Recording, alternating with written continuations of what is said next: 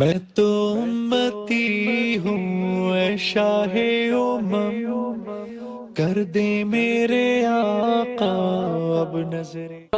मैं दावा देने जा रहा हूँ आयतुल खैर शेखुल हदीस हज़रत मौलाना कारी मोहम्मद हनीफ साहब जलंधरी दामो बरकातुहुल आलिया को कि वो तशरीफ लाएँ और दौरा हदीस शरीफ के तलबा को बुखारी शरीफ का आखिरी सबक पढ़ाएँ।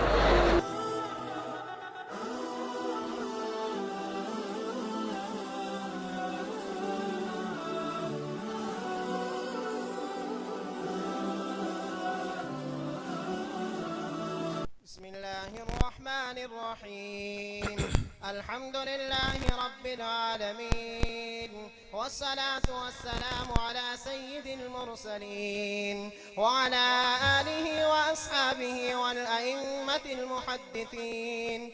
أما بعد، باب قول الله: ونضع الموازين القسط ليوم القيامة وأن أعمال بني آدم وقولهم يوزن. وقال مجاهد: القسطاس العدل بالرومية، ويقال القسط مصدر المقسط وهو العادل، وأما القاسط فهو الجائر. فضيلة الشيخ محمد حنيف جلندري حفظكم الله وأكرمكم في الدارين، حدثكم فضيلة الشيخ محمد شريف الكشميري رحمه الله تعالى قال: وحدثنا الشيخ عزيز الرحمن بن محمد ياسين حفظه الله وأكرمه في الدارين عن فضيلة الشيخ شيخ الحديث عبد المجيد رحمه الله تعالى عن فضيلة الشيخ عبد الخالق رحمه الله تعالى عن فضيلة الشيخ الإمام أنور شاه الكشميري رحمه الله تعالى عن فضيلة الشيخ شيخ الهند محمود الحسن رحمه الله تعالى عن الشيخين الجليلين الكريمين الشيخ الإمام قاسم العلوم والخيرات محمد قاسم النانوتوي والشيخ الإمام رشيد أحمد الجنجوهي،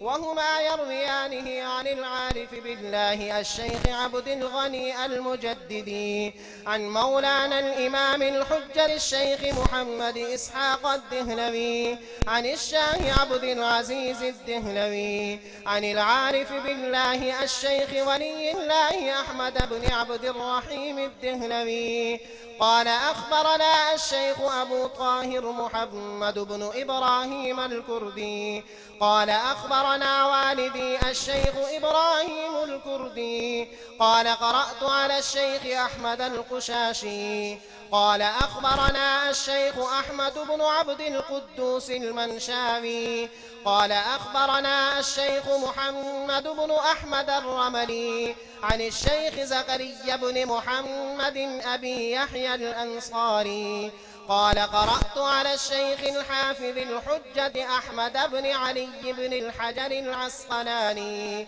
عن الشيخ إبراهيم بن أحمد التنوخي عن الشيخ أحمد بن أبي طالب عن الشيخ السراج الحسين المبارك عن الشيخ عبد الأول بن عيسى الهرمي عن الشيخ عبد الرحمن بن مزفر الداودي عن الشيخ أبي محمد عبد الله بن أحمد السرخسي عن الشيخ أبي عبد الله محمد بن يوسف الفربري عن الإمام الجليل الحافظ الحجة أمير المؤمنين في الحديث أبي عبد الله محمد بن إسماعيل بن إبراهيم بن المغيرة بن بردزبة الجعفي البخاري رحمهم الله تعالى ومتعنا بفيوضهم وعلومهم آمين. قال: حدثنا أحمد بن إشكاب قال: حدثنا محمد بن فضيل عن عمارة بن القعقاع عن أبي زرعة عن أبي هريرة رضي الله تعالى عنه وعنهم قال: قال النبي صلى الله عليه وسلم: كلمتان حبيبتان إلى الرحمن خفيفتان على اللسان ثقيلتان في الميزان الميزان سبحان الله وبحمده سبحان الله العظيم.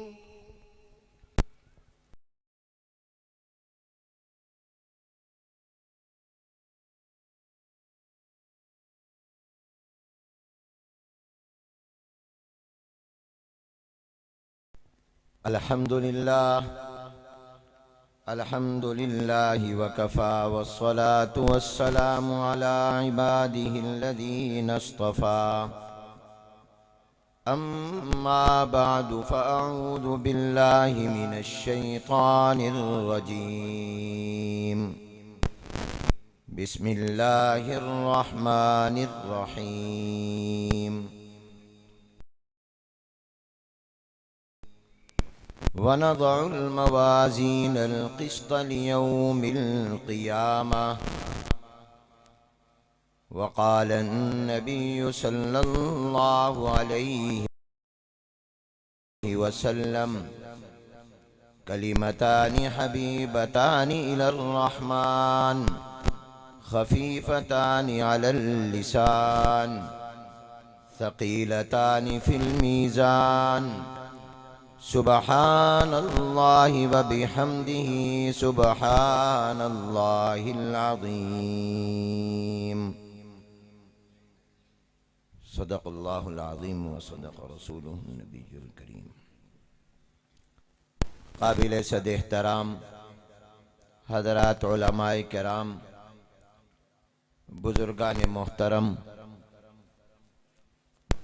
عزیز طلباء و طالبات، خواتین اسلام، فضلائے کرام، السلام علیکم ورحمۃ اللہ وبرکاتہ۔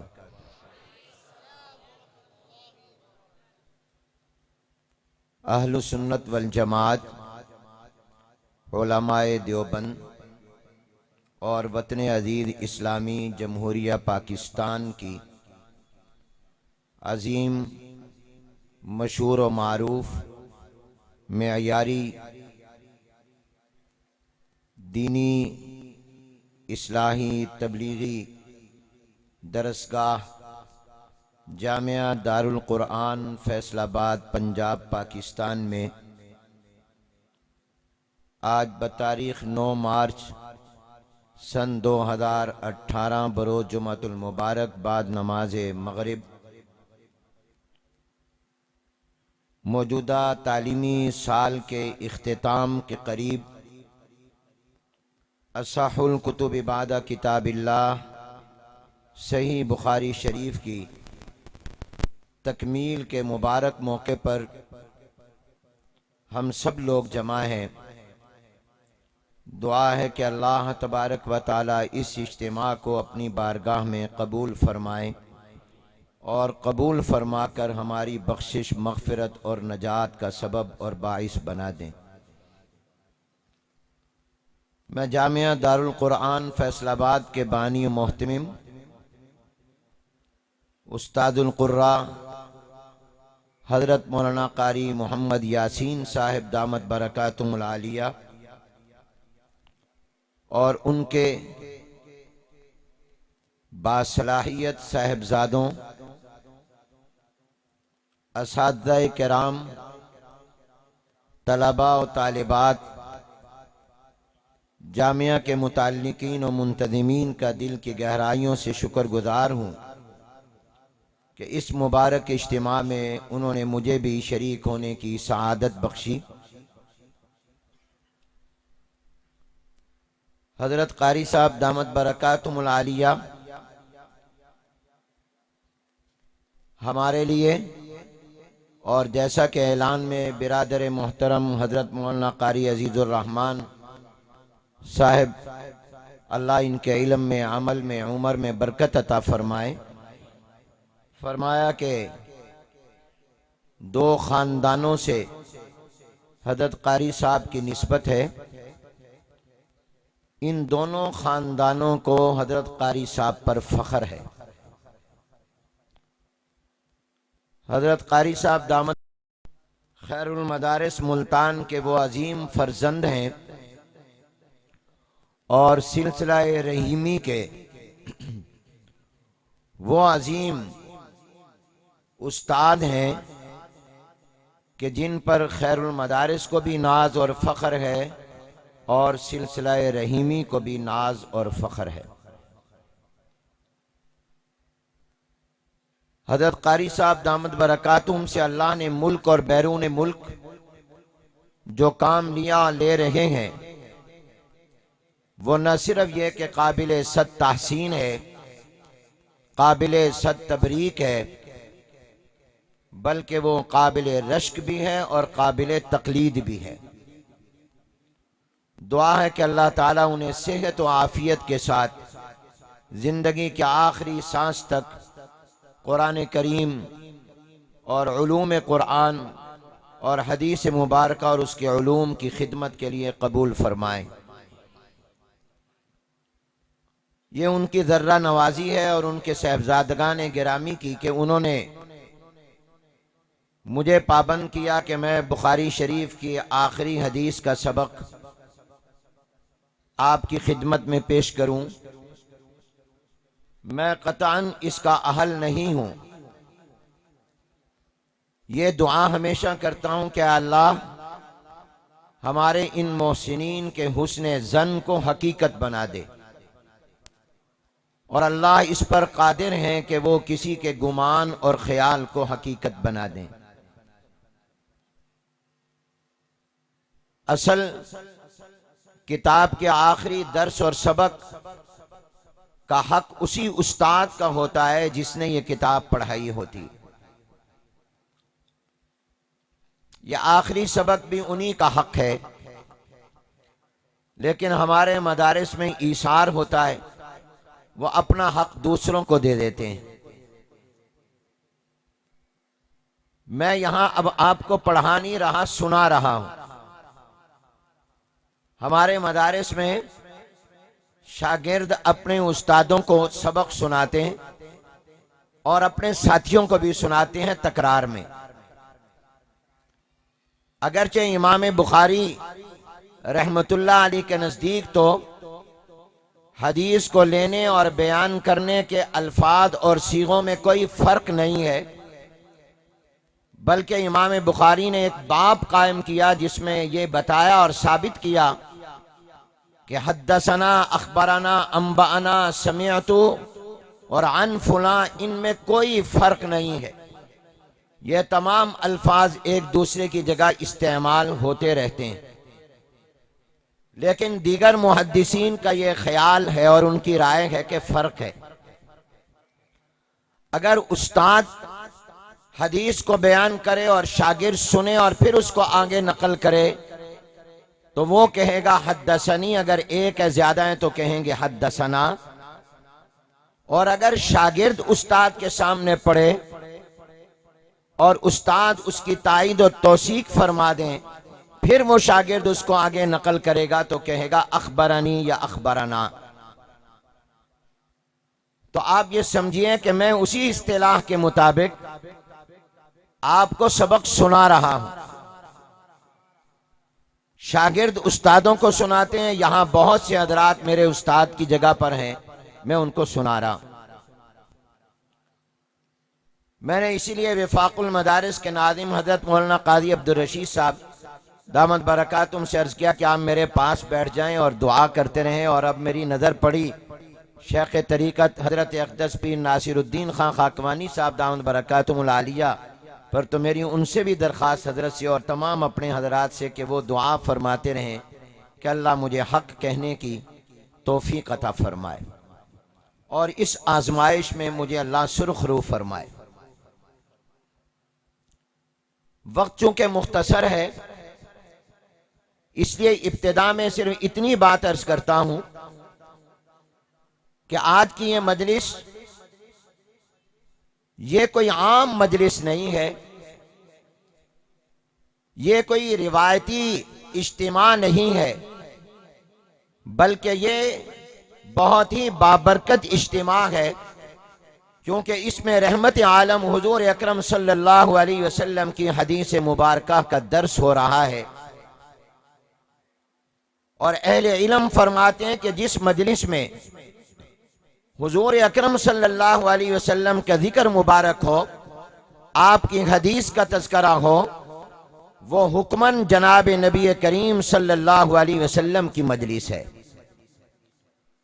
امام ترمذی رحمت اللہ علیہ اپنی کتاب کے بارے میں فرماتے ہیں کہ جس گھر میں میری یہ کتاب ہو، چونکہ اس میں میں نے آقا نامدار حضور اکرم صلی اللہ علیہ وسلم کی احادیث مبارکہ کو جمع کیا ہے، تو اس گھر والے کو یہ تصور رکھنا چاہیے کہ اس کے گھر میں اللہ کا نبی موجود ہے جو باتیں کر رہا ہے، کأنہ نبی یتکلم۔ امام ترمذی شاگرد ہیں، امام بخاری استاد ہیں، تو جب شاگرد کی کتاب کے بارے میں یہ ہے تو استاد کی کتاب کے بارے میں تو بطریق اولا یہ کہا جائے گا کہ جس گھر میں بخاری شریف ہے وہ یہ سمجھے کہ میرے گھر میں اللہ کا نبی ہے جو باتیں کر رہا ہے۔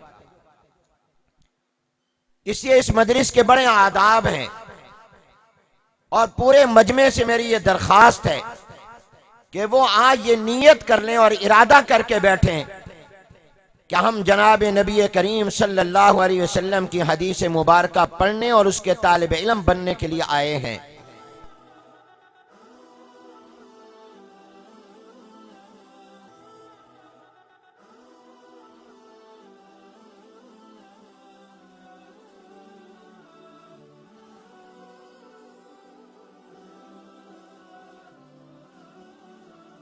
علیہ السلام کی یہ دعا ان کو مل جائے جو آپ نے ارشاد فرمائی، نظر اللہ عمران سمع مقالتی فوعاها ثم اداها کما سمعاها۔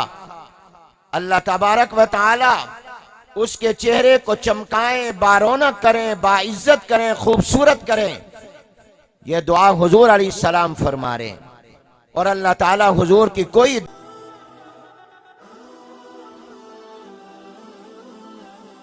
دعا رد نہیں فرماتے، یہ دعا بھی قبول ہی قبول ہے۔ فرمایا کہ اللہ اس کا چہرہ چمکائے جس نے میری حدیث کو سنا، یاد کیا، اور جیسے یاد کیا سنا اس کو آگے سنایا۔ شارحین فرماتے ہیں کہ حضور اکرم صلی اللہ علیہ وسلم کی اس دعائے مبارک کا تعلق دنیا سے بھی ہے، آخرت سے بھی ہے، یعنی اللہ تبارک و تعالی حدیث کے پڑھنے پڑھانے والے کو دنیا میں بھی عزت عطا کریں گے اور خوبصورتی عطا کریں گے، اور آخرت میں بھی اللہ اس کو خوبصورت بنائیں گے۔ میں اور آپ اس دعا کے مصداق بن جائیں۔ حدیث ذریعہ ہے جناب نبی کریم صلی اللہ علیہ وسلم سے رشتے کا اور محبت کا اور تعلق کا۔ قرآن اللہ سے تعلق کا ذریعہ ہے، اور حدیث حضور اکرم صلی اللہ علیہ وسلم سے تعلق کا ذریعہ ہے۔ حدیث پڑھنے پڑھانے والے حضور علیہ السلام کا خاندان ہے، حضور کی برادری ہیں۔ امام احمد بن حنبل رحمت اللہ علیہ فرماتے ہیں کہ میرے نزدیک آل نبی، آل پیغمبر، حضور کا خاندان اور اہل بیت وہ لوگ ہیں جو حضور علیہ السلام کی حدیث کو پڑھتے اور پڑھاتے ہیں۔ تو سارا مجمع مردوں اور عورتوں کا یہ ارادہ کرے کہ آج ہم حضور علیہ السلام کے خاندان میں شامل ہونے کے لیے آئے ہیں، ہم حضور علیہ السلام کی دعا لینے آئے ہیں، اور 1400 سال سے زائد عرصے میں جتنوں خوش نصیبوں نے حضور کی حدیث کو پڑھا اور پڑھایا، اس سونے اور چاندی سے زیادہ قیمتی فہرست میں ہمارا نام بھی درج ہو جائے، یہ سارا مجمع نیت کرے اور ہاتھ بلند کر کے اس کا اعلان اور اظہار کرے کہ ہم حضور کی حدیث کے طالب علم بن کر آئے ہیں اور بن کر بیٹھے ہیں۔ ویسے اتنی بات کے ساتھ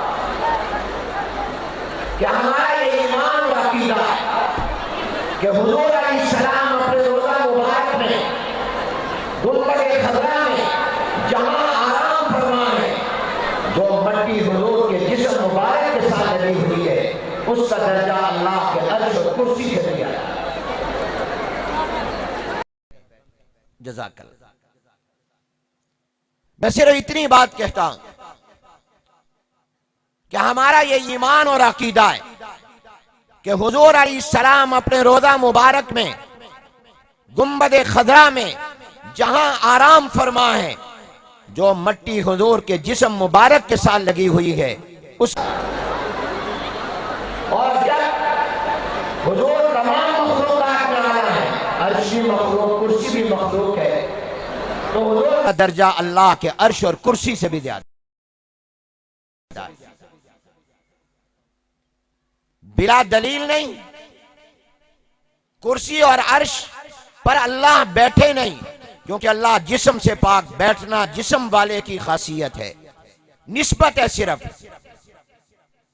وہاں پر ملاپ نہیں ہے، اور یہاں اس مٹی کو اتصال اور ملاپ ہے سرور کائنات صلی اللہ علیہ وسلم کے ساتھ۔ اور جب حضور تمام مخلوقات میں اعلیٰ ہے، عرش بھی مخلوق، کرسی بھی مخلوق ہے، تو حضور مخلوقات میں اعلیٰ ہے تو عرش سے بھی اعلیٰ ہے، تو اس اعلیٰ ہستی کے ساتھ جو مٹی لگ گئی اس کا درجہ بھی پھر عرش اور کرسی سے زیادہ ہو گیا، کیونکہ وہ اعلیٰ ترین ہستی کے ساتھ ملی ہوئی ہے، اس کو اتصال حاصل ہے۔ تو جب وہ مٹی جو حضور کے مبارک جسم کے ساتھ لگی اس کا مرتبہ اللہ کے عرش و کرسی سے زیادہ ہے، تو وہ احادیث مبارکہ، وہ اقوال، وہ افعال، وہ ادائیں جو حضور کے جسم مبارک کے اندر سے نکلی ہیں، ان کا مرتبہ، ان کی شان کتنی اعلیٰ ہوگی، کیونکہ حدیث تو حضور کے اندر سے نکلی ہے، قول ہو یا فعل و عمل ہو، وہ آپ کے جسم مبارک کے اندر سے نکلا ہے، اور مٹی مبارک تو وہاں پڑی ہے، حضور کا جسم مبارک ساتھ لگا ہے، اور احادیث تو حضور کے وجود مبارک کے اندر سے نکلی ہے۔ آپ نے پڑھا ہوگا کئی مرتبہ صحابی نقل کرتے ہوئے فرماتے ہیں، من فیہ الی فیہ، یہ رسول اللہ کے منہ مبارک سے میرے منہ میں یہ الفاظ اور حدیث آئی ہے، یعنی حضور کے اندر سے نکل کر میرے اندر آئی ہے، تو جو چیز حضور کے اندر سے نکلی اس کا مرتبہ اور مقام کیا ہوگا۔ وقت چونکہ بہت ہی مختصر ہے، اشاروں میں بات عرض کر رہا ہوں کہ حدیث مبارکہ یہ شرح ہے قرآن کریم کی اور متن ہے فقہ اسلامی کا۔ حدیث قرآن کی شرح ہے اور فقہ کا متن ہے۔ حدیث حضور علیہ السلام کی قول، فعل، تقریر کو کہتے ہیں۔ تقریر کا مطلب ہے حضور کا چپ اور خاموش رہنا۔ یاد رکھیے، حضور نے جو زبان مبارک سے فرمایا وہ حدیث، حضور نے جو کام کیا اس کو صحابی نقل کر رہے ہیں، حضور نے ایسے وضو کیا، نماز پڑھی، یہ بھی حدیث۔ اور حضور کے سامنے کوئی بات ہوئی، کوئی کام ہوا، چپ رہے، آپ کا چپ رہنا، خاموش رہنا، یہ بھی حدیث، شریعت اور دین ہے۔ کائنات میں کسی کا چپ رہنا حجت شرعیہ نہیں، کسی کا خاموش رہنا دلیل شرعی نہیں، کسی عالم کا چپ رہنا، کسی مولوی کا چپ رہنا، کسی پیر اور شیخ کا چپ رہنا، کسی کی خاموشی شریعت نہیں بنتی۔ اللہ کا پیغمبر اتنا عظیم ہوتا ہے کہ اس کی خاموشی بھی شریعت اور دین بن جاتی ہے۔ میں ہو سکتا ہے کہ علم رکھنے کے باوجود خلاف شریعت کوئی بات دیکھ کر کسی مصلحت کی بنا پر خاموش رہ جاؤں، کسی مفاد یا خوف کی وجہ سے میں چپ رہ جاؤں، لیکن اللہ کا پیغمبر کسی مفاد یا خوف کی بنا پر شریعت کے خلاف کام دیکھ کر چپ نہیں رہ سکتا۔ یہ ممکن ہی نہیں ہے کہ وہ خاموش رہ جائے، اس لیے اس کی خاموشی حجت ہے۔ آپ نے قرآن میں پڑھا، بخاری میں بھی پڑھا، حضرت موسیٰ علیہ السلام حضرت خضر علیہ السلام کے شاگرد بن رہے ہیں، طالب علم بن رہے ہیں۔ حضرت خضر علیہ السلام کے پاس علم تکوینی حاصل کرنے جا رہے ہیں اللہ کے حکم سے۔ شرط کیا لگی ہے؟ بولنا نہیں، چپ رہنا ہے۔ مانا ہے موسیٰ علیہ السلام نے چپ رہوں گا، لیکن جب حضرت خضر علیہ السلام نے کشتی کا تختہ توڑا، پھٹا توڑا، موسیٰ علیہ السلام چپ نہیں رہ سکے۔ پھر جب انہوں نے کہا تم چپ نہیں رہے گا، اب میں آئندہ نہیں بولوں گا۔ لیکن جب بچے کو قتل کیا پھر موسیٰ علیہ السلام چپ نہ رہ سکے، کیونکہ ان کی شریعت میں یہ جائز نہیں تھا، اور شریعت کے خلاف اگر کوئی کام نبی اور پیغمبر سے پیغمبر دیکھتا ہے تب بھی وہ چپ نہیں رہ سکتا۔ حضرت خضر کے بارے میں بحث ولی ہیں یا نبی ہیں، راجے یہی ہے کہ وہ نبی ہیں۔ ما فعلت عن امری، یہ دلیل ہے کہ ان پر وحی آتی تھی۔ تو میرے دوستو، حضرت موسیٰ علیہ السلام چپ رہے یا بول پڑے؟ آپ بھی بولو، اب تو میں بولنے کا کہہ رہا ہوں۔ بول پڑے، کیوں بولے؟ ان کی شریعت میں یہ جائز نہیں تھا۔ خضر علیہ السلام نے کیوں کیا؟ اللہ نے ان کو اجازت دی تھی، ان پر وحی آتی تھی، وہ بھی اللہ کے حکم کے پابند، یہ بھی اللہ کے حکم کے پابند، اس لیے کہا وما فعلتہ عن امری، میں نے اپنی مرضی سے یہ کام نہیں کیا، اللہ کی مرضی ہے، بچہ دیا بھی تو اسی نے ہے، وہ مالک ہے، جو مرضی حکم کرے۔ لیکن موسیٰ علیہ السلام چپ نہیں رہے، کیوں نہیں رہے؟ اللہ کے پیغمبر کی خاموشی نے شریعت بننا ہوتا ہے، دلیل بننا ہوتا ہے، اس لیے وہ چپ نہیں رہ سکتے۔ تو حضور کی حدیث، قول، فعل، تقریر، تقریر کا معنی خاموش رہنا، چپ رہنا، وہ بھی حدیث اور حجت اور دلیل شرعی بن جاتا ہے۔ حضور کی احادیث کو جمع کیا گیا اور تمام کو جمع کیا گیا۔ اور میرے عزیز طلبہ اور فضلاء، ایک بات درخواست کر رہا ہوں، توجہ سے سنیے، لوہے قلم پر لکھیے۔ رب کائنات کا یہ نظام ہے کہ جو چیز انسانیت کے لیے فائدہ مند ہوتی ہے اللہ تبارک و تعالی اس کو اپنے غیبی نظام کے تحت ضائع نہیں ہونے دیتے، محفوظ کرا دیتے۔ اور جناب نبی کریم صلی اللہ علیہ وسلم کی زندگی، حضور کی سیرت طیبہ، حضور علیہ السلام کا اسوہ حسنہ، حضور اکرم صلی اللہ علیہ وسلم کی احادیث، حضور کی تعلیمات، حضور کے ارشادات و فرمودات، یہ قیامت تک کی انسانیت کے لیے ضروری بھی تھے، مفید بھی تھے۔ اس لیے اللہ تبارک و تعالیٰ نے اپنے غیبی نظام کے تحت اپنے پیغمبر کی صورت کو بھی محفوظ کیا، سیرت کو بھی محفوظ کیا، دن کو بھی محفوظ کیا، رات کو بھی محفوظ کیا، خلوت کو بھی، جلوت کو بھی، گھر کو بھی، گھر کے باہر کو بھی، اعلان نبوت سے پہلے بھی اور اعلان نبوت کے بعد کی، بچپن، جوانی اور آخر عمر تک کی ایک ایک ادا کو اللہ نے اپنے غیبی نظام کے تحت محفوظ کروایا، کیونکہ حضور کی نبوت قیامت تک تھی، انسانیت کو قیامت تک حضور کی ضرورت تھی۔ دنیا جتنی ترقی کر جائے آئے گی قرآن کے دروازے پر، حدیث کے دروازے پر، اس لیے اللہ نے قیامت تک کے لیے اس کو محفوظ کرا دیا۔ اور یہ آپ اسی اللہ کے غیبی نظام کا ایک حصہ ہے۔ عالم اسباب میں یہ حفاظت کا طریقہ ہے کہ 1400 سال سے ہر زمانے کے لوگوں نے حضور کی حدیث کو جو خود پڑھا آگے سنایا، آگے پڑھایا، انہوں نے آگے یہاں تک کہ آپ تک پہنچا۔ اور اب میرے عزیز طلبہ فضلاء، آپ کی ذمہ داری ہے کہ آپ نے اس کو آگے پہنچانا ہے۔ آپ خدائی نظام کا، آپ تکوینی نظام کا حصہ بن رہے ہیں، اور یہ میرے محبوب پیغمبر کا معجزہ ہے۔ حضور کے معجزے دنیا سے جانے کے بعد بھی باقی ہیں اور قیامت تک باقی رہیں گے۔ نبی جو دنیا میں آئے تھے ان کے معجزے بھی ان کے ساتھ چلے گئے۔ آج ان کی نبوت کا حکم باقی نہیں، معجزات بھی باقی نہیں، حضور کی نبوت بھی باقی ہے، حضور کے معجزات بھی باقی ہیں۔ آپ یہ تو کہتے ہی ہیں کہ قرآن حضور کا معجزہ قیامت تک باقی، اصل شکل میں باقی، لوح محفوظ والی شکل میں باقی، اپنی منزل شکل میں باقی، لیکن قرآن کے علاوہ حضور کی احادیث جو یہ بھی قرآن ہے، ان کو بھی اللہ نے قیامت تک کے لیے محفوظ کرا دیا ہے۔ اور ان احادیث کا محفوظ ہونا یہ رسول اللہ صلی اللہ علیہ وسلم کا معجزہ ہے، یہ معجزہ ہے۔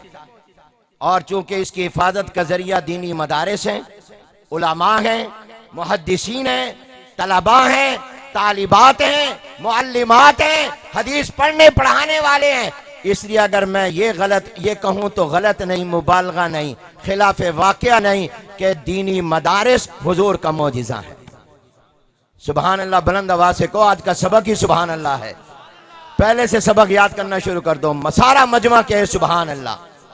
اے اللہ، جو سبحان اللہ کہہ رہے ہیں ان کو مدینہ دکھا، جو سبحان اللہ کہہ رہے ہیں ان کو مکہ دکھا، جو سبحان اللہ کہہ رہے ہیں ان کو خواب میں حضور کا دیدار کرا، جو سبحان اللہ کہے اے اللہ ان کو جنتی بنا دے، اے اللہ جو سبحان اللہ کہے ان کو جنت میں حضور کا دیدار رفاقت نصیب فرما۔ دینی مدارس حضور علیہ السلام کا، بلند آواز سے کہو، سارے کہو، دینی مدارس، سارے کہو حضور کا معجزہ ہے۔ دینی مدارس، دینی مدارس، دینی مدارس، قرآن کریم کے پڑھنے پڑھانے والے، علم حدیث کے پڑھنے پڑھانے والے، اس دین کو لے کر آگے پھیلانے پہنچانے والے، اور یہ تمام طلبہ اور تمام طالبات جو پردے میں گئے، یہ تمام کے تمام جناب نبی کریم صلی اللہ علیہ وسلم کا معجزہ ہے۔ اللہ نے کس طرح ان کی ایک ایک ادا کو اس ذریعے سے، یہ غیبی نظام ہے، یہ تکوینی نظام ہے، یہ قدرتی نظام ہے، اور تم اس نظام کا حصہ بنے ہوئے ہو۔ یہ اللہ کی بہت بڑی نعمت ہے، انتخاب ہے اللہ۔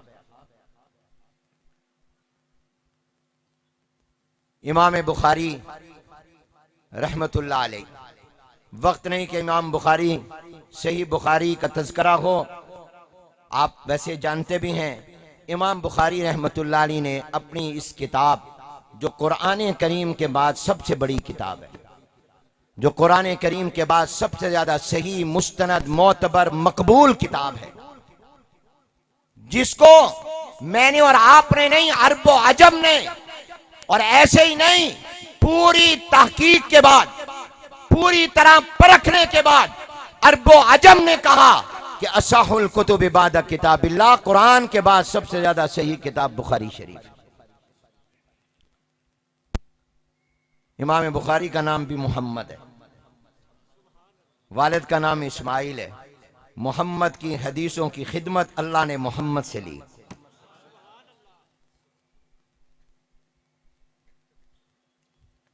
اور اس خادم کو بھی اللہ نے قیامت تک کے لیے محفوظ کرا۔ میرے دوستو اور عزیزو، امام بخاری رحمت اللہ علیہ نے اپنی اس صحیح بخاری کے آخری جو کتاب ہے اس کا عنوان قائم کیا کتاب الرد علی الجہمیہ، کتاب التوحید، اور اس میں امام بخاری 58 ابواب لائے ہیں، اور ہر باب میں امام بخاری نے اہل السنت والجماعت کے عقیدے کو ثابت کیا ہے۔ امام بخاری پکے ٹھکے سنی ہیں، اور امام بخاری اہل السنت والجماعت کے ترجمان اور وکیل ہیں، اور اللہ کا شکر ہے کہ اللہ نے آپ کو مجھے اہل السنت والجماعت کے ساتھ وابستہ کیا ہے۔ امام بخاری ان کے وکیل ہیں، اور اہل سنت کے عقائد کو ثابت کرتے ہیں، اور صرف حق کو ثابت نہیں کرتے، باطل کی تردید بھی کرتے ہیں۔ جتنے فرق ضالہ گمراہ فرقے ہیں تمام کی یہ 58 ابواب جو آخری کتاب التوحید میں قائم کیے، ہر باب میں امام بخاری یہ سبق اور پیغام ملتا ہے کہ تمہاری ذمہ داری صرف حق بیان کرنا نہیں، باطل کی تردید۔ امر بالمعروف بھی نہیں ہے، منکر بھی ہے، میٹھی میٹھی باتیں نہیں، تھوڑی بہت حق کے حوالے سے کڑوی باتیں نہیں۔ لا الہ الا اللہ میں حضرت عمر رضی اللہ عنہ کا واقعہ تم نے اس بخاری میں پڑھا ہوگا، شہید ہو گئے، زخمی زندگی کی آخری سانس لے رہے ہیں، اور اپنے بسترے جھانکے پر ہیں، چند سانس باقی رہ گئے۔ ایک شخص آتا ہے، آنے والا نوجوان ہے، بیمار کرسی کے لیے آ رہا ہے، ایمانداری کے لیے آ رہا ہے، تعریف کر رہا ہے، دعائیں دے رہا ہے۔ جب جانے لگا حضرت عمر کی نظر پڑ گئی، حالانکہ وہ اس وقت تکلیف میں تھے، کرا رہے تھے، اس لیے کہ زخموں سے چور ہے، جسم سے خون نکل رہا ہے، لیکن حضرت عمر رضی اللہ تعالیٰ نے دیکھا کہ اس کی شلوار، اس کا کہپن ٹخنوں سے نیچے ہے، فوراً کہا اس نوجوان کو بلاؤ، اور بلا کر فرمایا اپنے شلوار کو ٹخنوں سے اونچا کر لو، میرے نبی نے فرمایا ہے کہ جس کی شلوار یا کہپن ٹخنوں سے نیچے ہوگی اس کا یہ حصہ جہنم کی آگ میں جائے گا۔ وہ وقت جب حضرت عمر دنیا سے جائے اس وقت میں بھی سمجھائے، منکر سے روک رہے، اور آج ہم آنکھیں بند کر لیتے ہیں، اس نے اپنی قبر میں جانا ہے، میں نے اپنی قبر میں جانا ہے۔ یاد رکھو ایمان مکمل نہیں جب تک کہ اپنی قبر کی طرح پوری انسانیت کی قبر کی فکر کرنا۔ یہ ہے امام میرا فضیلہ ذمہ داری امام بخاری رحمۃ اللہ علیہ، جہاں حق کو ثابت کرتے ہیں، باطل کی تقریر بھی کرتے ہیں۔ چنانچہ آخری جو کتاب التوحید قائم کر کے 18 ابواب قائم کیے، ہر باب میں غلط عقیدے کی تقریر بھی کی ہے۔ کیوں؟ عالم کا کام کیا ہے؟ حق بتا کر باطل سے بچانا۔ حضرت مولانا اللہ وسائل صاحب دامت برکاتہ یہی کام کر رہے ہیں، اور تمام علماء منبروں میں حق سے یہی کرتے ہیں۔ تو امام بخاری نے اسی سلسلے میں مرجیہ، جہمیہ،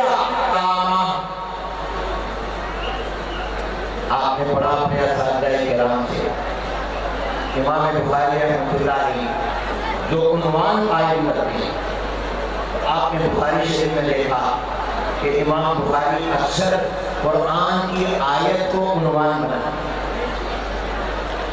استدلالاً و تبرکاً، ایک تو استدلال کرتے ہیں، برکت حاصل کرتے ہیں، کیونکہ امام بخاری کا ترجمہ الباب دعویٰ ہوتا ہے، اور آگے آنے والی حدیث دلیل ہوتی ہے، اور کبھی ترجمہ الباب غلایا قیاسات کا ماں کے کبیر سے بنا دیتے ہیں کہ دعویٰ کی اس دعوے کے اندر دلیل بھی موجود۔ وقت نہیں کہ میں اس کی بھی تفصیل میں جاؤں، دعوے کے اندر ہی دلیل موجود ہے۔ امام بخاری اس طرح کے تراغیب بھی قائم کرتے ہیں۔ آپ نے پڑھا ہے فقہ البخاری فی تراغیب، اس سے دو مطلب ہے۔ ایک مطلب علماء نے یہ بیان کیا کہ امام بخاری کی فقاہت اور ان کی دقت نظر کو دیکھنا ہو تو ان کے ترجمہ الباب اور عنوان کو دیکھنا۔ اور دوسرا مطلب محدثین نے یہ بیان کیا کہ امام بخاری خود فقیہ مجتہد ہیں، اپنا فقہی مسلک اپنے ترجمہ الباب میں بیان کرتے ہیں، ان کا فقہی مسلک اس عنوان میں آ جاتا ہے۔ تو امام بخاری رحمۃ اللہ علیہ جو ترجمہ الباب قائم کرتے ہیں وہ دعویٰ ہوتا ہے، جو حدیث الباب کہتے ہیں وہ دلیل ہوتی ہے۔ اور امام بخاری قرآن کی آیت کو کئی مرتبہ عنوان اور حدیث کو دلیل لا کر یہ اشارہ بھی کرتے ہیں کہ قرآن متن ہے، حدیث اس کی شرح، اور قرآن کی وہی شرح معتبر ہے جو صاحب قرآن نے فرمائی، امام الانبیاء سرور کائنات حضور علیہ السلام۔ قرآن کے بغیر بھی کام نہیں کرے گا، اور قرآن کی تفسیر و تشریح حضور کی حدیث کے بغیر کام نہیں کرے گا۔ جو کہتے ہیں حسبنا کتاب اللہ، وہ بھی غلط کہتے ہیں۔ میرے استاد تھے حضرت مولانا عبد المجید صاحب انور رحمۃ اللہ، اللہ ان کی قبر کو منور کرے، درجات کو بلند کرے۔ میں نے ان سے ابو داؤد شریف پڑھی، وہ یہاں بھی تشریف لائے تھے، ایک دن سبق میں فرما رہے تھے یہ حدیث کی حجیت کا انکار کرنے والے یہ کہتے ہیں کہ حضور نے اپنی زندگی میں حدیث سے لکھنے سے منع کر دیا تھا، اور حضور نے حدیث بیان کرتے ہیں لا تکتبوا عنی غیر قرآن، میرے سے قرآن سن کر لکھو، اس کے علاوہ کچھ نہ لکھو۔ اس حدیث سے جب حضور نے منع کر دیا لکھا نہیں تو محفوظ نہیں، تو بڑے بہترین انداز میں میرے استاد مرحوم فرماتے تھے کہ منکرینوں یہ بتاؤ یہ تمہیں غیر لکھی حدیث کہاں سے ملی؟ یہ حدیث بھی تو لکھی ہوئی ہے۔ اور پھر میں نے عزیز طلباء سے اپنے سبق میں یہ کہا کہ عجیب بات ہے، منکرین حجیت حدیث اپنے انکار حجیت حدیث کے لیے استدلال کی حدیث سے کرتے ہیں، حدیث سے حجت نہ ہونے پر حدیث سے استدلال کرتے ہیں۔ اس کو کہتے ہیں جو آپ اپنے سے یاد آ گیا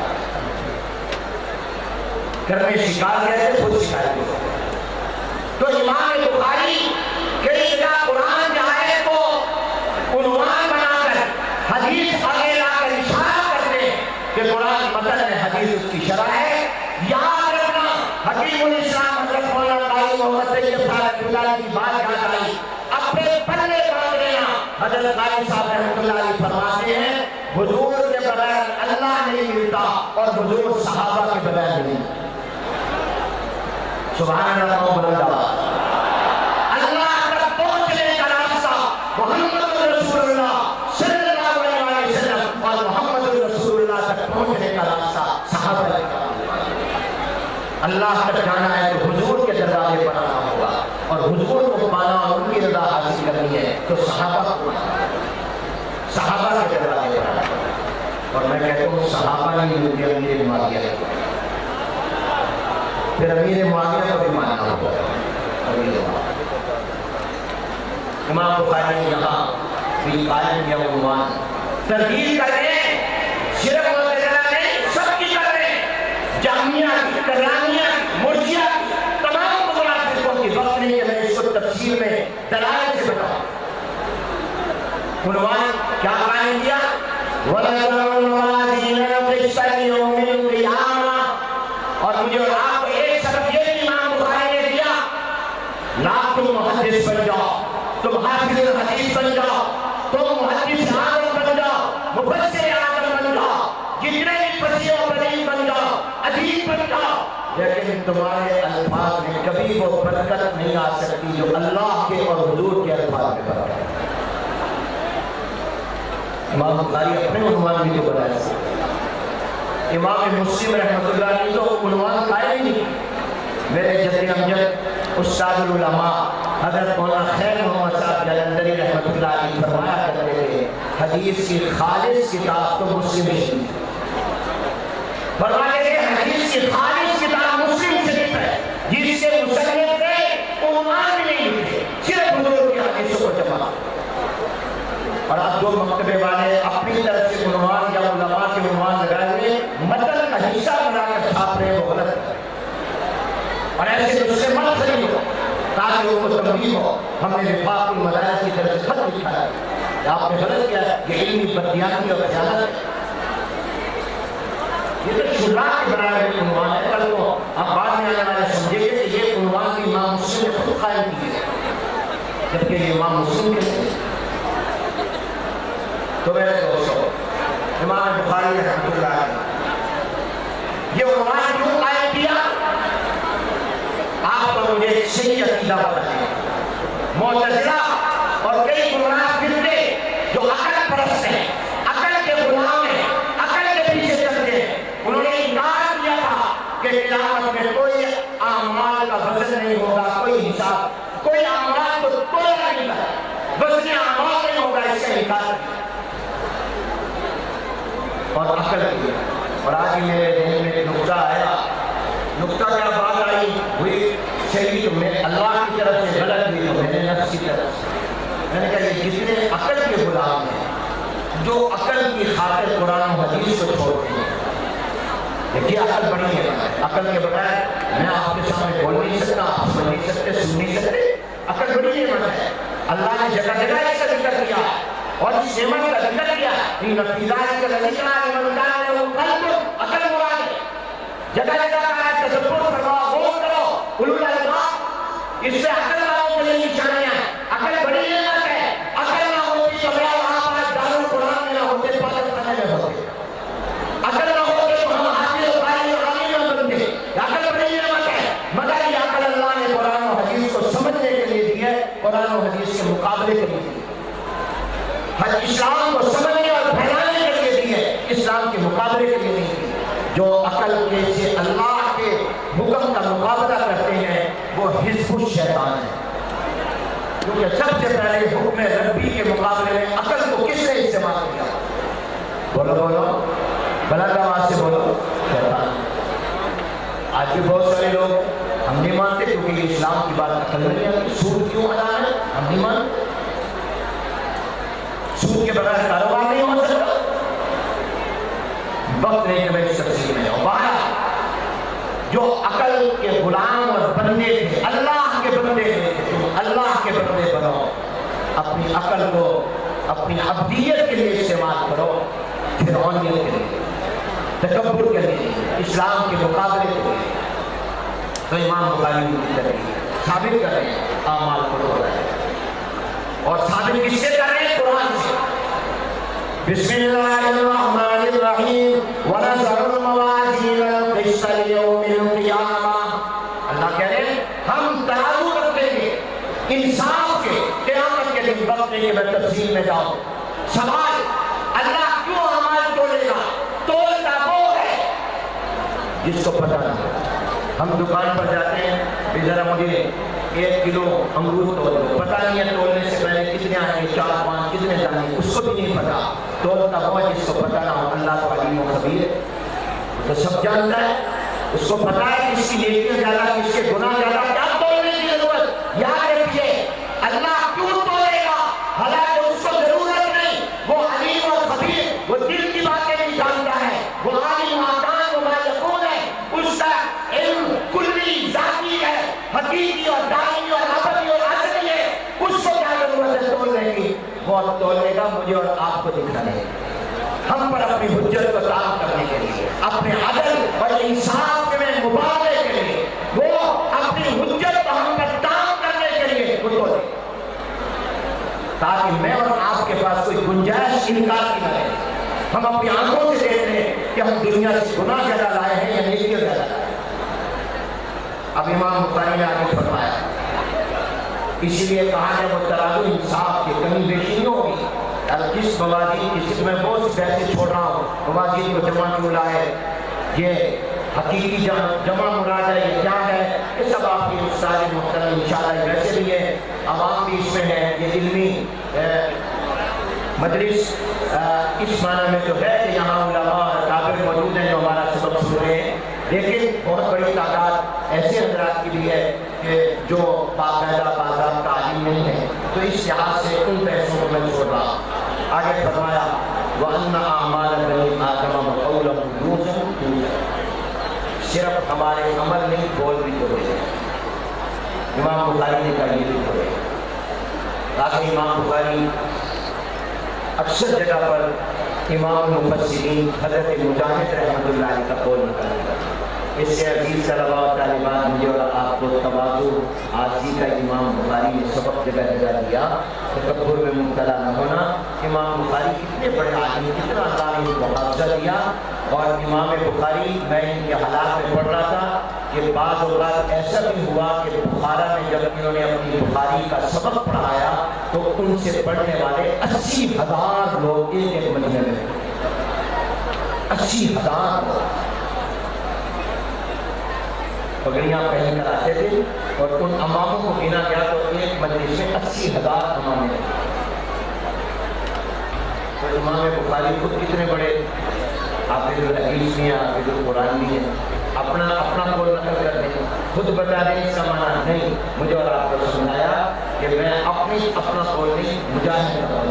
جگہ جگہ سلف کے، تابعین کے، مفسرین کے، صحابہ کے، تبع تابعین کے اقوال کر کے سلف صالحین کے مجھے بتا کے کہ سبق دے کے اپنی رائے مت کرو، بزرگوں کے پیچھے کرو. آج یہ فتنہ آ گیا ہمارے طلباء میں بھی، ہمارے نوجوانوں میں بھی.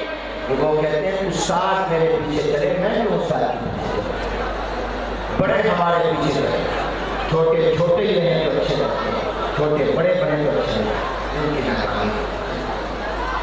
میرے دوستوں آگے امام بخاری نے یہ ان الفاظ کی تشریح اور تفسیر کر دی. آپ نے دیکھا امام بخاری کا مزاج ہے تو ایک لفظ آ جائے تو اس کی مناسبت سے جتنے الفاظ قرآن میں، یہ صرف حدیث کے حافظ نہیں، قرآن کے بھی حافظ. اور ان کے سامنے قرآن ایسے جیسے بالکل اٹھا ہوا ہے، فوراً کبھی کسی آیت میں جا رہے ہیں، کبھی کسی آیت میں جا رہے ہیں. اب جہاں لفظ آیا تھا کس سے دین کرے گا وَزِنُوا بِالْقِسْطَاسِ الْمُسْتَقِيمِ، اس کا معنی بیان کرنے لگ گئے اِنَّ اللَّهَ يُحِبُّ الْمُقْسِطِينَ.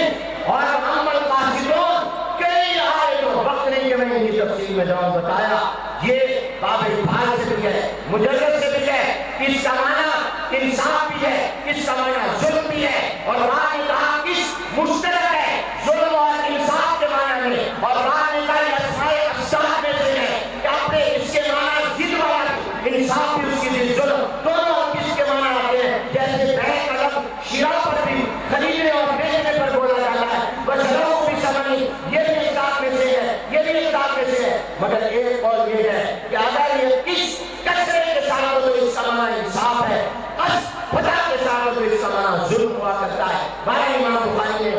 تشریح دی تھی اور مجھے اور آپ کو کئی قرآن کی آیتوں کا مطلب الفاظ کی تحقیق امام بخاری ہمارے لیے کرتے ہیں۔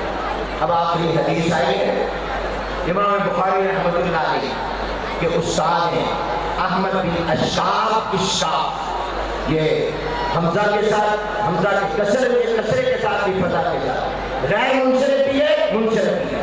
غیر منصرف کیونکہ اس میں علمیت اور اجمیت علم ہے اور اجمی ہے، اور منصرف بھی ہے، تو دونوں طرح اششاف اور اششاف یہ امام بخاری کے استاد کے دوباری ہے، یہ ان کا نام نہیں ہے اششاف، یہ ان کا نام نہیں ہے، یہ ان کا لقب ہے۔ نام کے بارے میں تین قول ہے، ایک ان کا نام مجمع ہے، ایک ان کا نام معمر ہے، اور ایک قول یہ کہ ان کا نام عبید اللہ۔ امام بخاری رحمۃ اللہ علیہ اس کو آگے محمد بن فضیل وہ ہمارا بن قعقاع وہ خوفرا سے اور وہ ابو ہریرہ رضی اللہ عنہ۔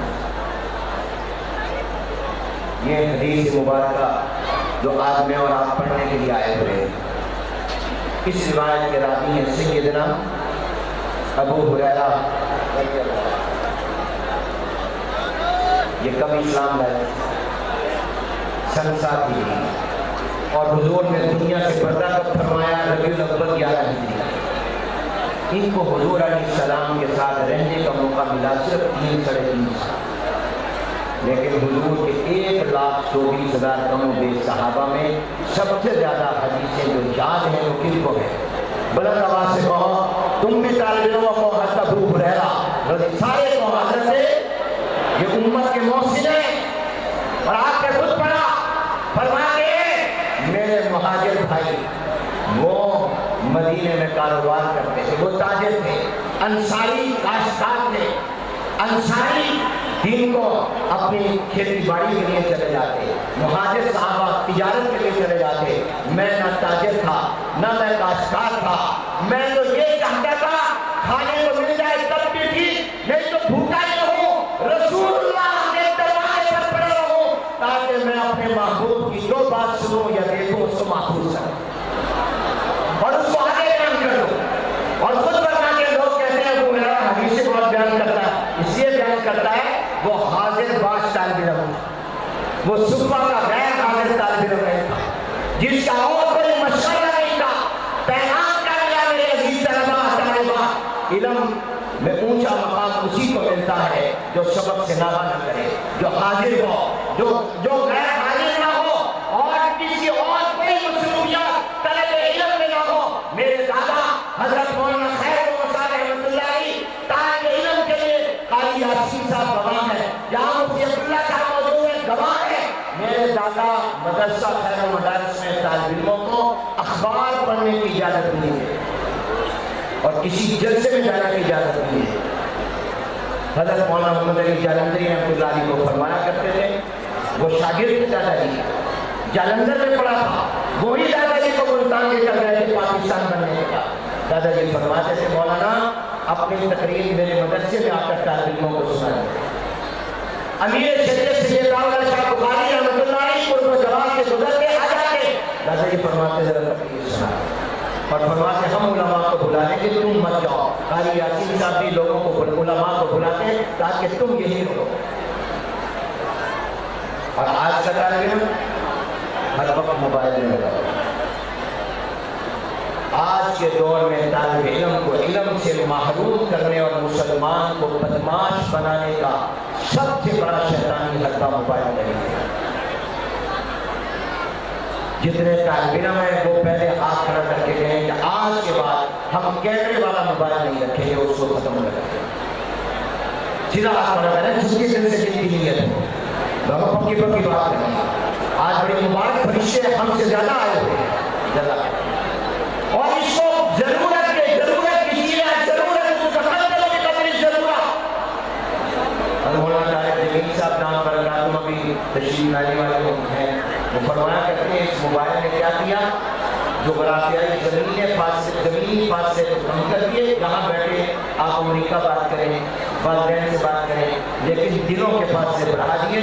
بیٹا باپ کے پاس بیٹھا ہے، بیٹی ماں کے پاس بیٹھی ہے، موبائل میں لگے ہوئے ہیں، دونوں ایک دوسرے کا پتہ ہی نہیں کہ ماں پاس بیٹھی ہے باپ پاس بیٹھی ہے۔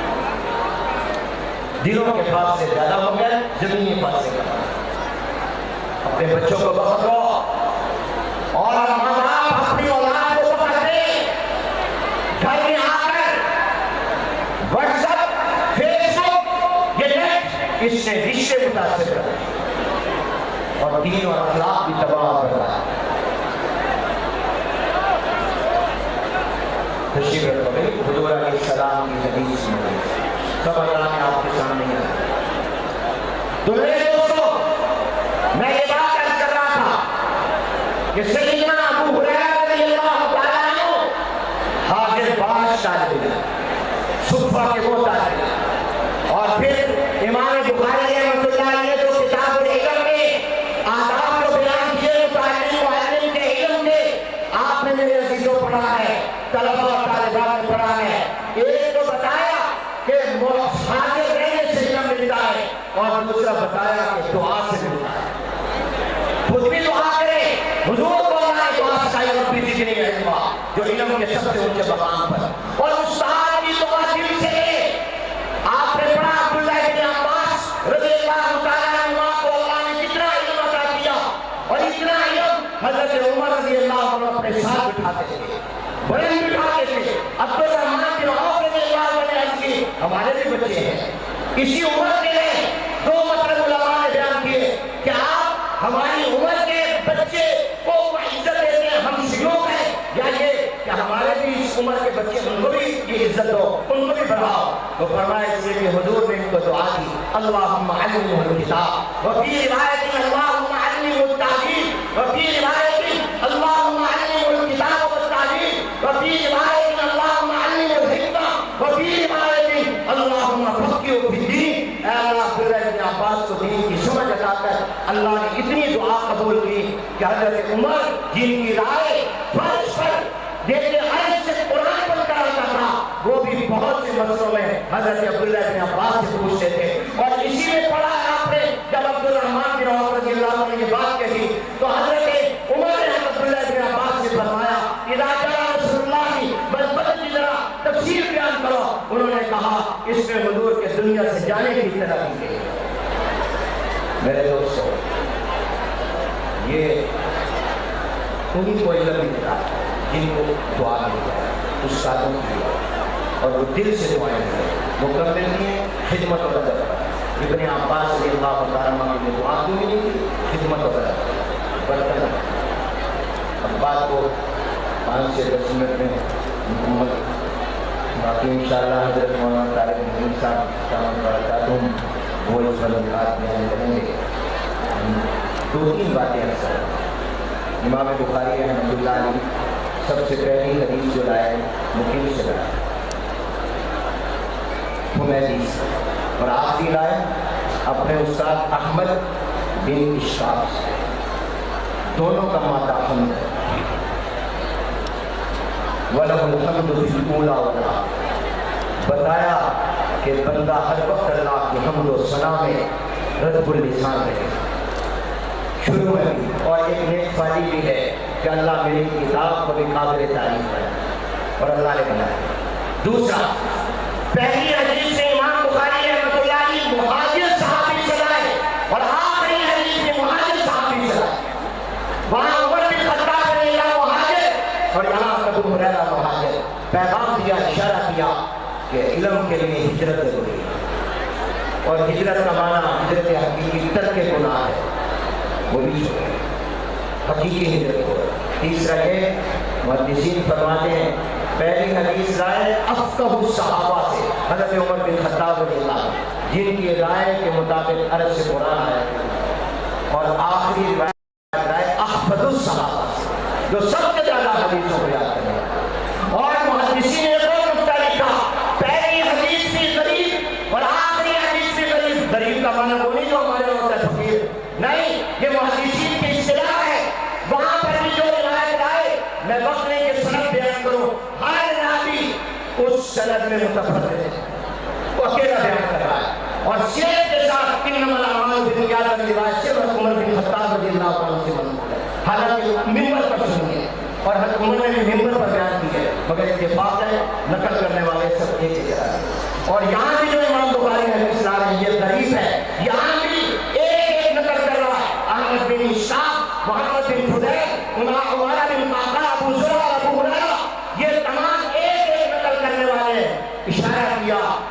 کہ تم بھی بدل اسلام و غریبہ، علماء کہتے ہیں نقطہ بعد الوضو ہے، بدل اسلام و غریبہ، قریب الوطن اختیار کرو، اپنے آپ کو مسافر سمجھو، دنیا میں بھی قبر میں بھی، اصل منزل تو آخرت ہے۔ اب میرے عزیز طلباء، حضرت ابو ہریرہ رضی اللہ عنہ جو حدیث بیان کی اس کو پڑھ رہے ہیں۔ قال النبی صلی اللہ علیہ وسلم، سارے پڑھو حدیث کے طالب علم بن جاؤ۔ قال النبی صلی اللہ علیہ وسلم کلمتان حبیبتان الی الرحمن خفیفتان علی اللسان ثقیلتان فی المیزان سبحان اللہ وبحمدہ سبحان اللہ العظیم سبحان اللہ وبحمدہ سبحان اللہ العظیم سبحان اللہ وبحمدہ سبحان اللہ العظیم۔ حضور علیہ السلام نے ارشاد فرمایا دو کلمے مراد کلام ہے۔ آپ کو معلوم ہے کلمے کا اطلاق کلام پر ہوتا ہے مجازاً، جیسے کلمہ شہادت حالانکہ وہ کلام ہے، کلمہ توحید، کلمہ اسلام، قرآن میں بھی اللہ نے فرمایا الم تر کیف ضرب اللہ مثلا کلمۃ طیبۃ کشجرۃ طیبہ الی آخری کلام ہے، یہاں بھی کلام مراد ہے۔ حبیبتان محبوب کے معنی میں ہے۔ الی الرحمن، رحمان اللہ کے اسماء الحسنی میں اللہ کے بعد سب سے اونچا نام رحمان، سب سے زیادہ مبالغہ اس میں۔ یہ دو کلمے رحمان کو محبوب ہیں۔ اب مراد دو کلام رحمان کو محبوب ہے۔ بعض محدثین فرماتے ہیں کہ یہ مجاز ہے، اصل میں مراد یہ ہے کہ ان کلموں کو پڑھنے والا اللہ کو محبوب ہے، اور بعض کہتے ہیں مجاز کی ضرورت نہیں، یہ دونوں کلمے بذات خود اللہ کو محبوب ہے۔ چنانچہ کتاب الدعوات میں روایت آئی ہے جس میں یہ ہے کہ اللہ کو سب سے زیادہ بندے کا کلام جو محبوب ہے وہ سبحان اللہ وبحمدہ سبحان اللہ العظیم۔ یہ زبان پر ہلکے ہیں، میزان میں بھاری ہیں۔ جملہ اسمیہ میں اصل خبر مبتدا ہوتا ہے، یہاں مبتدا مؤخر ہے اور خبر مقدم ہے، اور خبر کی تین صفات ہے سامنے میں شوق پیدا کرنے کے لیے۔ اور پھر آگے جو مبتدا ہے وہ کیا ہے؟ سبحان اللہ وبحمدہ سبحان اللہ العظیم۔ اس کو اپنی زندگی کا معمول بنا لیں، اور خود امام بخاری رحمۃ اللہ علیہ اس حدیث مبارکہ کو بخاری میں 3 جگہ لائے ہیں، کتاب الدعوات میں اپنے استاد زہیر بن حرب سے، اور باب الفضل التسبیح میں، اور امام بخاری مجتہد ہیں۔ میں کہا کرتا ہوں اپنے عزیز طلباء کو تحاوی پڑھو امام بخاری کے استدلال کی قوت کی نظر سے، اور بخاری پڑھو امام بخاری کے اجتہاد اور استنباط کی نظر سے۔ وہاں ہر جگہ نیا مسئلہ نکالتے ہیں وہاں، اور پھر اس کے بعد لائے ہیں کتاب الایمان والنذور میں، اور وہاں اپنے استاد قتیبہ بن سعید سے لائے، اور یہاں احمد بن اشکاب سے، اور وہاں بتایا حضور علیہ السلام نے فرمایا جو دن میں 100 مرتبہ سبحان اللہ وبحمدہ سبحان اللہ العظیم پڑھ لے گا، اللہ اس کے گناہ اگر سمندر کی جھاگ کے برابر بھی گناہ ہوں گے اللہ اس تسبیح کی برکت سے معاف فرمائے۔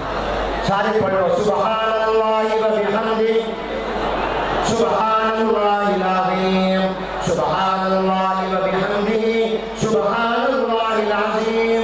مگر یاد رکھنا گناہ جو معاف ہوں گے وہ ہوں گے جن کا تعلق حقوق اللہ سے، حقوق العباد معاف نہیں ہوں گے، اور وہ حقوق اللہ جن کی قضا لازم ہے وہ بھی معاف نہیں ہوں گے، اور اس کے بعد اور صغیرہ معاف ہوتے ہیں، اللہ چاہے تو معاف کر دے۔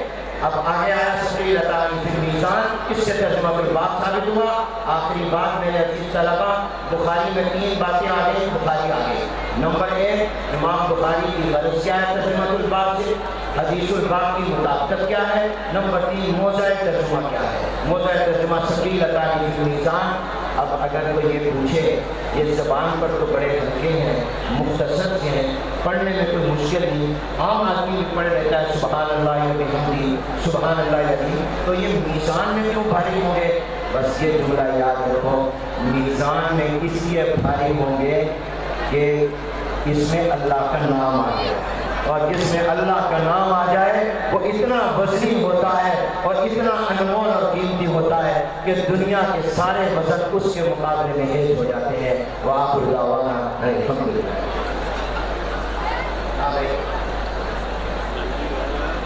میں یہ ثقیل اتانی فی المیزان تو بعد میں آیا ہے، اس سے پہلے حبیب اتانی الرحمن ہے، تو بعد والے جملے کی دلیل پہلے آ گئی. کیوں غزل میں پائیں گے اللہ کو محبوب. جب تم اللہ کو محبوب ہو جاؤ گے تو تم بھی لڑکی ہو جاؤ گے. ہمارے ہاں ہمارے مطابق کا یہ مسئلہ ہے، میں تو ساحل نہیں ہوں لیکن